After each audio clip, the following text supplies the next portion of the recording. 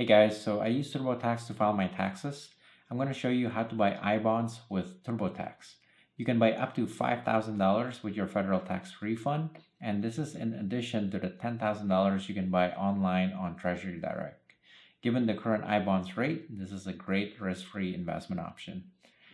So the steps is when you get to the File tab, click Continue, E-File, Continue.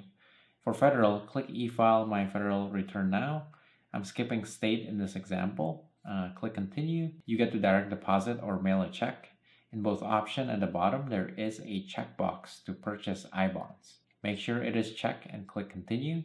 Here you can input how much to buy. You can only put increments of $50 and a maximum of $5,000 or your federal tax refund.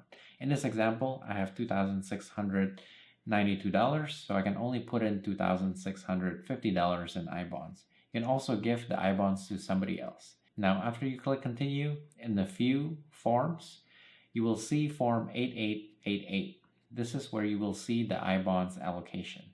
When you get the mail, I-bonds look like this. You can convert it electronically.